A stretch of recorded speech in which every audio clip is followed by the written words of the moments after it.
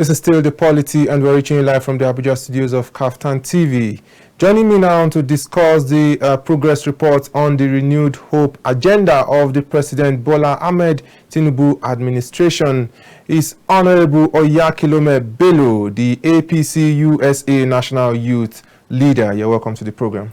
Thank you very much, Francis, for having me on the program. It's good to have you on the program. And just because of our time and what we have on our schedule for today, we're going to be going straight into the discussion. Not to waste our time today, how would you rate the performance of the President Bola Ahmed Tinubu administration so far? In a couple of days now, it's going to be 1 year into his administration. How would you rate his administration? How would you rate the renewed hope agenda, the renewed hope promise of the President Bola Ahmed Tinubu? I would rate President Ahmed Bola Tinubu excellent. He has done a great job within less than a year. His policies and things that he met on ground wasn't in the favorable condition. President Bola Ahmed Tinubu did take the bull by the horn and reverse a failing economy and brought it back to life. We can see right now that even most places you talk about are estimating that Nigeria is having a good GDP and will surpass some nations in the future. So President Bola Ahmed Tinubu has done a great job. When you talk about the fact that President Bola Ahmed Tinubu has done a great job, one would be tempted to ask, what are the pointers to the fact that President Bola Ahmed Tinubu is doing a great job? Because if we, take a look at the cost of, daily items, if you take a look at the cost of living right now, talking about the cost of transportation, the cost of feeding, even accommodation right now, they are all on the high side. What exactly are the, pointers to the fact that President Bola Ahmed Tinubu has, done remarkably well in his almost 1 year in office? I would say, to be candid to the president and to the nation, we understand that there's a lot of hardship out there. We are not insensitive to what people are feeling, definitely, but it's all around the world. When you talk about inflation, Nigeria is not the only society experiencing inflation. There's been a lot of high rising in cost in even big countries like Canada, like US, and all those stuff. Housing has gone up, gasoline fuel has gone up, cost of living in general has gone up. So, but Nigerians, we understand that, things like that are not favorable based on the income of people and the general public. When you talk about the pointers of what makes us think like that, we feel like looking back to how he started with removing the subsidy, which was not in favor of the common man on the street. Because you got to ask yourself a question, to be honest. How many cars does the poor man have on the street of Nigeria? A lot of poor people don't own a vehicle. So the fuel subsidy issue was being favorable to some certain class of people.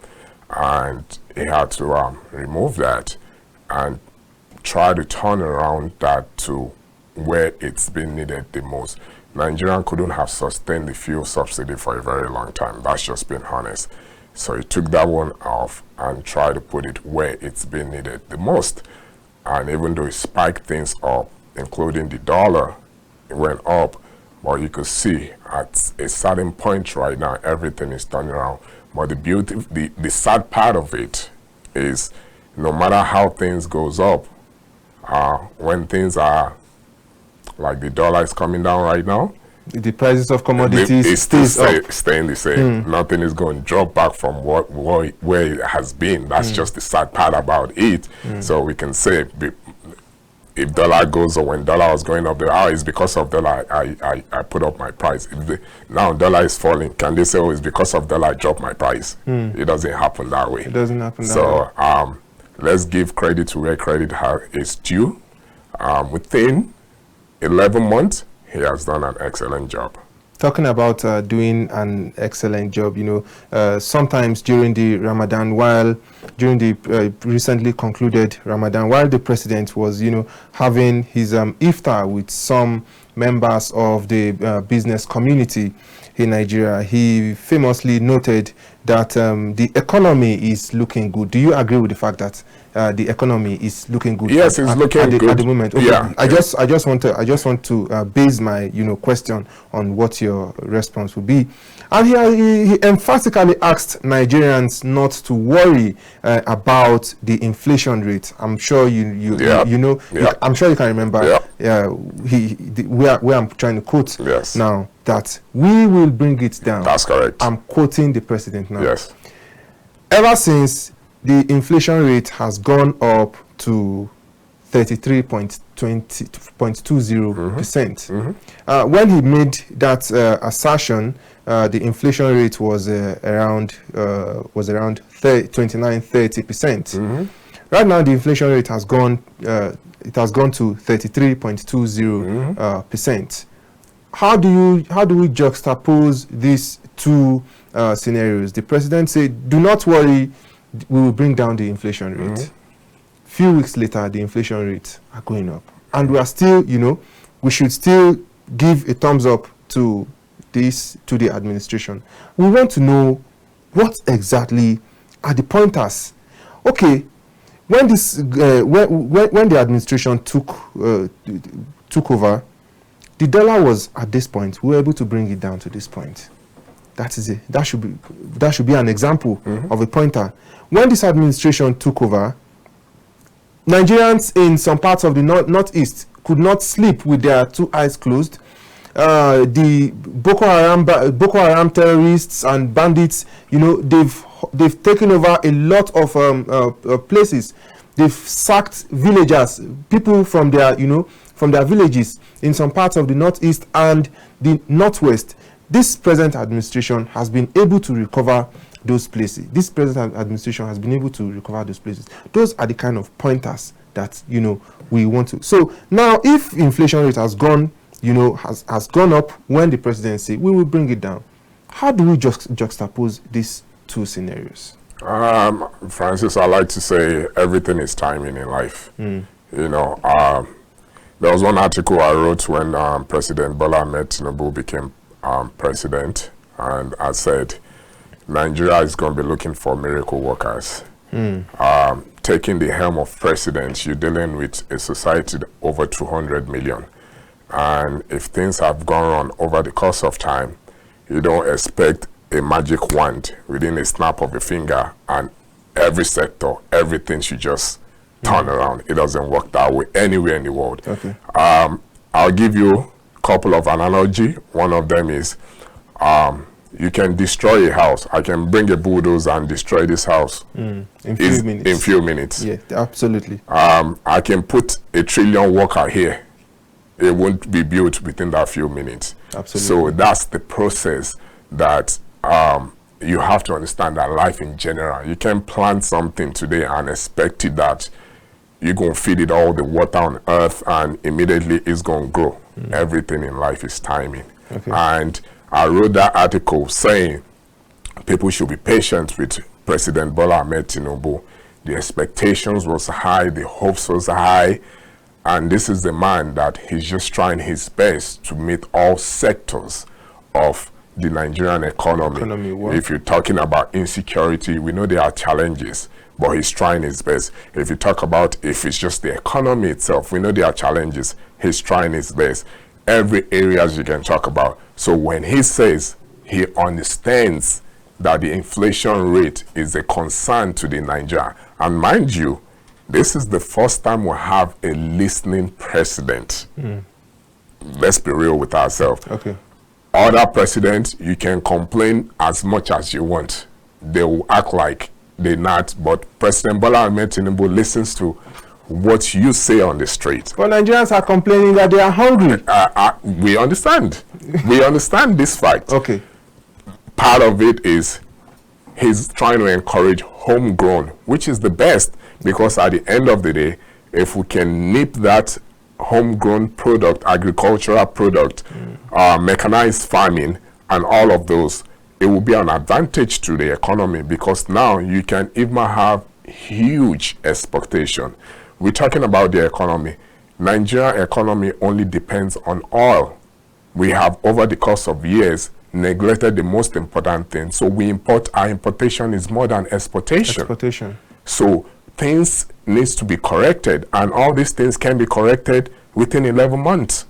It's practically impossible. So timing is what it is. For me, I would say, let's give it another 1 year and come back and assess how it is in 2 years' time, how far he has gone and what he has done and things like that. 11 months with everything on ground, I think he has done great. So, talking about 2 years now, what are the things, what are the areas Nigerians should be looking at to be able to say that, okay, in this new administration, in this administration led by Bola Ahmed Tinubu, we can visibly say, we can say, well, with all sense of confidence, that there has been marked improvement. Me personally, the improvement, I'm a Nigerian like you are.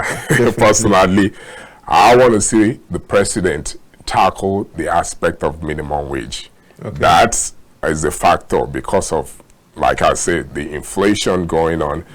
The people's wages must equate, the standard of living must equate to that. I would like for President Bola Ahmed Tinubu to tackle that within the next 1 year. Also, when we talk about agriculture it comes with insecurity. So when you go to a farm and you're not safe in your farm, nobody wants to go back there. So if we can deal with insecurity a whole lot, and people can be safe, feel safe in their farming and do their job, we'll be able to feed everybody on the table. So 1, minimum wage. 2, insecurity. I think that should be the really 2 pointers on President Bola Ahmed Tinubu within the next 1 year.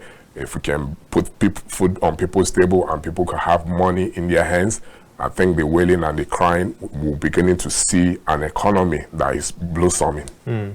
Honorable Oyakhilome Bello, the National Youth Leader, APC USA. I'm sure you must have interacted with the, you interact with the All Progressives Congress at the international level, and I still want to quote the president on what he said, after his inauguration. He popularly described himself as the #1 salesperson of the #1 marketer of Nigeria, saying that he has, is going to take it upon himself to, go out there, personally look for investors to, bring their monies to Nigeria, thereby growing our GDP and also putting the naira in demand, but also reducing the pressure on the naira by the dollar. How well do you think the president has fared in this regard? I mean, in terms of his interaction with the international community. He has done a great job. He's gone around to put Nigeria back on the map. Nigeria was a little bit closed down for a minute when President Bola Ahmed Tinubu came to power. How do you mean when you say Nigeria was a little bit closed down? I meant before President Bola Ahmed took this thing. Nigeria was somehow not respected in the international community.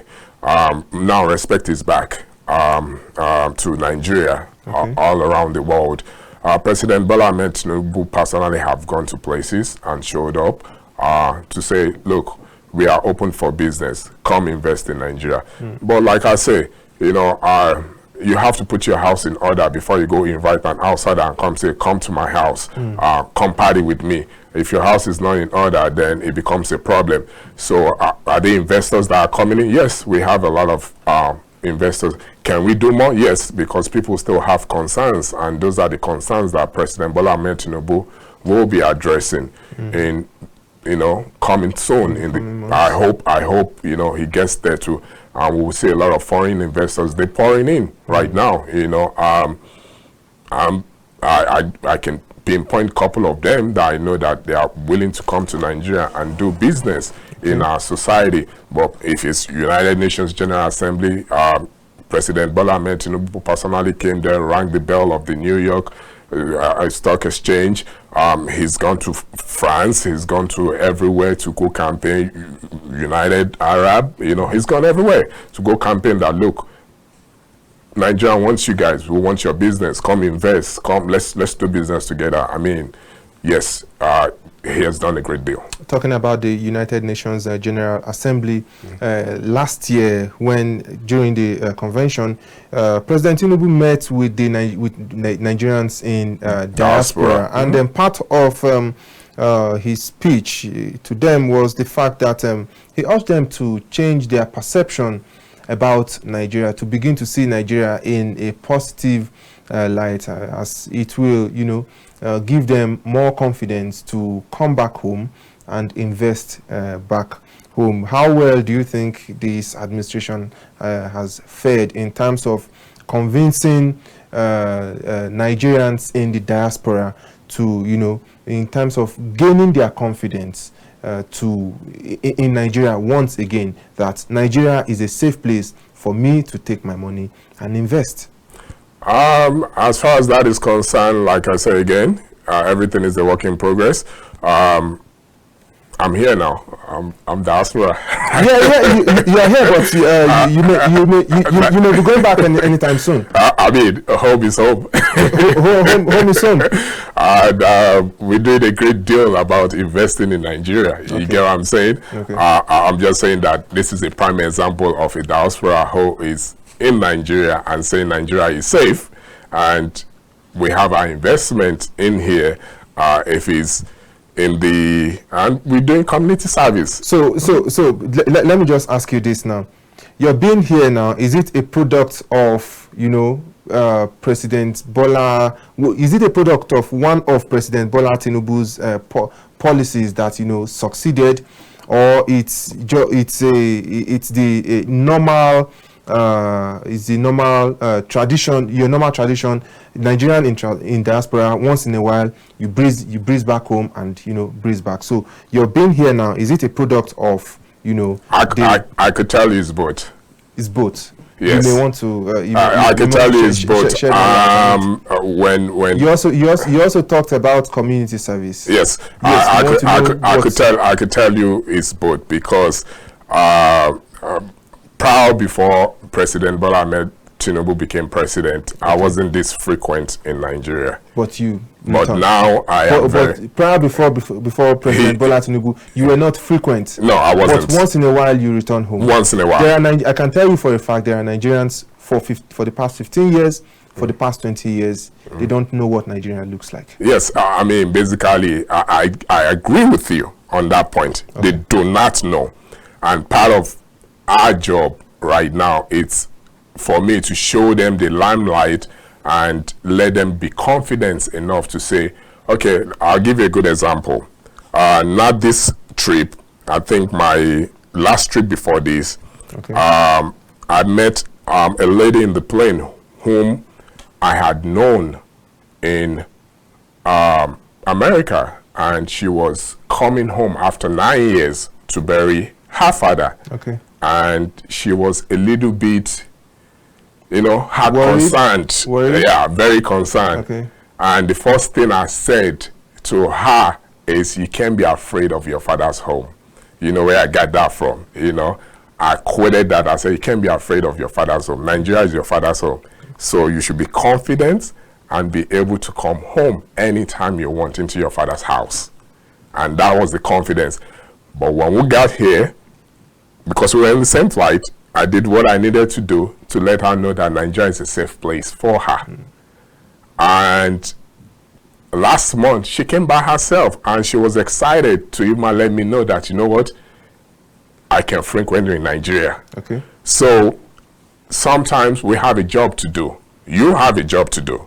I have a job to do as That's Nigeria. on an individual basis. That's to assure me that Nigeria is not this war zone or killing zone like it's being portrayed all around the world. You know what I'm saying? So if people see me and they see the level of things that, oh my God, that's him going, coming, and there's nothing, it's not like how it is, then we say, my community service is my personal foundation. Okay. You get what I'm saying? I decided that same last year that I was going to give back to the society. And I set up the Oyakhilome Bello Foundation. And we have done a great deal of work within the society. The foundation is more based on youth, because you wanted to be this role model for something that you clamor as a youth. Youth has a lot of issues because you're a youth. Sometimes you don't even, if you don't grab them by that place, then you see all these things that happens along the way. They join all these, but you want to give them that hope. They go astray from what their real purpose. And I went through that. Francis, let's be real. I went through that. Okay. I wasn't raised with a silver spoon, but at some turning point, I made the right decision for my life. So I wanted to be this role model for the young ones to see my life. That you went through, you're going through it, have been through this process. But there's hope. If you never give up, you can become somebody. Don't destroy your life before you become that somebody. If all of us can see our future, don't you think that would be great? Definitely. But we can't. Okay then. But then the Oyakhilome Foundation is a non-profit organization. Yeah, NGO. It's a non-profit organization. But then I still want us to talk about the impact. The policies of this administration is having on Nigeria. Let's take, for example, in that flight, you as someone who have had, a bad experience with one of the policies of the Nigerian government, and you met that lady.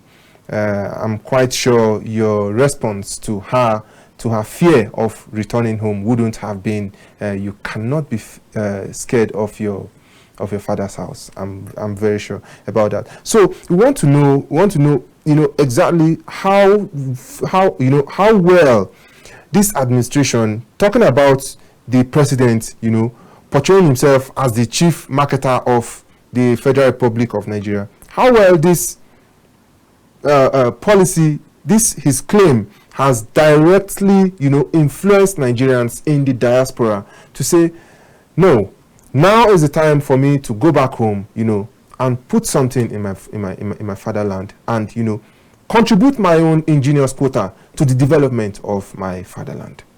I agree with you. Like I always say, it's still going to be the same answer I'm going to give you. You got to put your home in place first before you invite an outsider to come visit your home. Okay. You can go, your house can be, if I come into your house right now, I can't see somewhere to sit down, everything is just laid out, I'll probably just turn around and leave. Okay? So President Bola Ahmed Tinubu first policies were being channeled towards his home because he wanted to put his home in place. So that's why you see all the things that skyrocketed by removing fuel subsidy, by dollar this thing, but there's a turning around right now for the economy. Let me give you a good example. Listening. You want to go to Kano, right? Yeah. I say, no matter how long you've been on the wrong road, does not guarantee you your destination. Definitely. You will toil and toil. You want to go to Kano. You start heading to Semeboda. Are you going to get to Kano? Never. Okay. So you have to turn around, right? Turn around. And come back up north. So the key thing for President Bola Ahmed Tinubu, that's what he did. The economy was not favorable. Okay. He turned around. Now we're beginning to see it gradually. 11 months into it. Timing is what is going to speak for him if his policies works in the next 1 year, 2 year, or 3 year. Now, when we have a favorable environment, people can say, okay, you know what? Look at how the dollar has been tanking. You know what I'm saying? Normally, the norm. Once dollar got to 1,000, naira got to 1,800 naira to $1, no administration, you won't see a reverse. This is the first time we'll say coming back to 1,100 or 1,000, whatever it is today. This is the first time.